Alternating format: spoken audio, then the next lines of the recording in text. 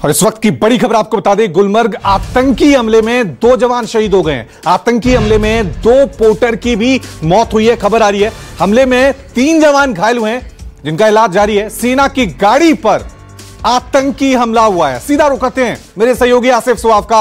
आसिफ, जरा बताएं, क्योंकि एक के बाद एक आतंकी हमले हो रहे हैं जब से चुनाव हुए जम्मू कश्मीर में, और अब ये एक और बड़ा हमला, क्या डिटेल मिल पा रही है इस एनकाउंटर के बारे में?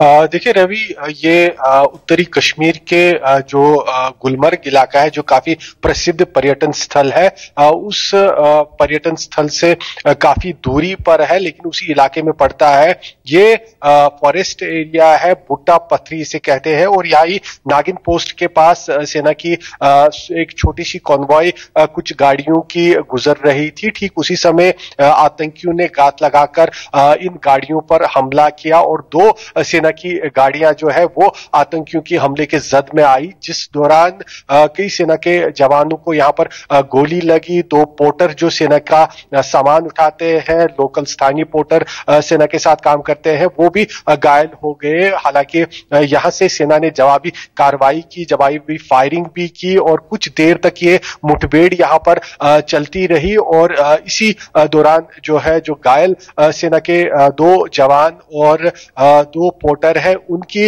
इस हमले में अभी तक मौत हो गई है। हालांकि 3 सेना के जवान घायल भी है, जिन्हें नजदीकी गुलमर्ग हॉस्पिटल पहुंचाया गया है। और इस पूरे इलाके में इस फायरिंग के बाद जो दोनों तरफ से कुछ समय तक चलती रही, इसके तुरंत बाद यहां पर आर्मी की और रीइंफोर्समेंट पहुंच गई, पुलिस टीम भी पहुंच चुकी है, और इस पूरे इलाके को फोर्सेस ने घेरे में लिया है, और जो आतंकी है उनकी तलाश शुरू कर दी गई है। सूत्रों से जानकारी मिली है कि ये हो सकता है कि एक नया आतंकी ग्रुप है, ये जो इस इलाके में घुसपैठ करने के बाद पहुंचा है, और उसी के साथ ये सेना की मुठभेड़ सामने आई है। लेकिन फिलहाल इस इलाके में ऑपरेशन फोर्सेस का इस समय जारी है, और कोशिश की जा रही है कि जो हमलावर आतंकी है उनका सुराग जल्द से जल्द यहां पर निकाला जाए। जी रवि। आसिफ, जब पिछली बार हमला हुआ था उसमें हमने देखा था जो लोग जम्मू कश्मीर से बाहर के हैं, दूसरे राज्यों के हैं, वो काम करने आए, उनको टारगेट किया गया था। इस बारी भी पोर्टर की मौत हुई, आप कह रहे हैं कि 3 से 2 हो सकते हैं ये, तो ये क्या, ये भी बाहरी राज्यों के थे जिनको टारगेट किया गया? कोई डिटेल जानकारी मिल पा रही है?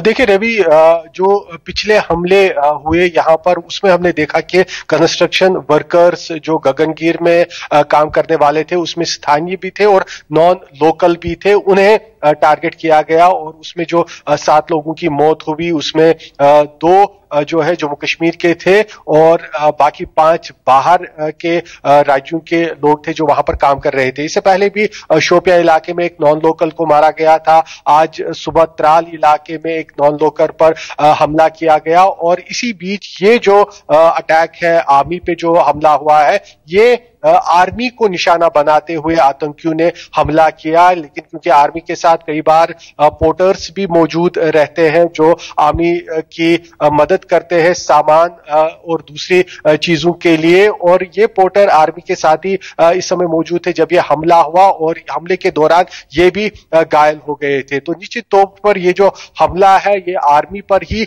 आतंकियों ने किया, घात लगाकर हमला किया। तो इसका मतलब है कि पहले से वहां पर आतंकी मौजूद थे, वो इंतजार कर रहे थे सेना की गाड़ियों का, और जैसे ही सेना की गाड़ियां उनके रडार में आई तो उन्होंने अंधाधुंध फायरिंग शुरू कर दी। हालांकि जो जवाबी फायरिंग सेना ने भी यहां पर शुरू कर दी, जवाबी कार्रवाई कर दी, उसके चलते बताया जा रहा है कि आतंकी वहां से मौके से फरार हो गए हैं। लेकिन क्योंकि जंगल का इलाका है, काफी बड़ा इलाका है, इसके चलते फोर्सेस ने भी अब इस काफी बड़े इलाके को घेरे में लेने के बाद इन आतंकियों की तलाश यहां पर शुरू कर दी है। और आसिफ, क्योंकि हम देख रहे हैं जब से चुनाव हुए, फिर नतीजे आए, पूरे देश ने देखा कि किस तरह से जम्मू कश्मीर की जनता ने बढ़ चढ़कर लोकतंत्र के इस पर्व में, यानी चुनावों में सरकार बनाई, बढ़ चढ़ के हिस्सा लिया।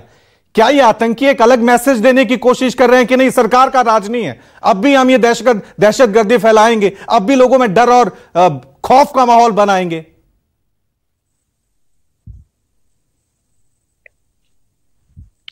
देखिए, अगर चुनाव से पहले देखें तो चुनाव से पहले इस तरह के एक के बाद एक हमले हमने देखे थे कि सेना के ऊपर जम्मू इलाके में हुए थे। जम्मू के पुंछ राजौरी से लेकर कठुआ और किश्तवाड़ डोडा जैसे इलाकों में हमले हुए, लेकिन जैसे ही फिर चुनाव की बात हुई, चुनाव शुरू हो गए तो अचानक से हमले रुक गए और चुनाव देखा गया कि जम्मू कश्मीर में काफी शांतिपूर्वक हुए, क्योंकि उस समय फोर्सेस की भी काफी ज्यादा तैनाती पूरे जम्मू कश्मीर में थी। एडिशनल जो फोर्सेस है वो जम्मू कश्मीर में चुनाव के लिए भी पहुंचे हुए थे। लेकिन चुनाव खत्म होते ही जैसे सरकार का गठन यहां पर हुआ, उसके बाद अब ये आतंकी हमले जो है अचानक से कश्मीर घाटी में शुरू हो गए। जम्मू से जो फोकस अब चुनाव के बाद है वो कश्मीर घाटी की तरफ हो गया है और आतंकियों ने यहां पर एक के बाद एक लगातार हमले अंजाम दिए हैं। पिछले अगर 5-6 दिनों को देखा जाए तो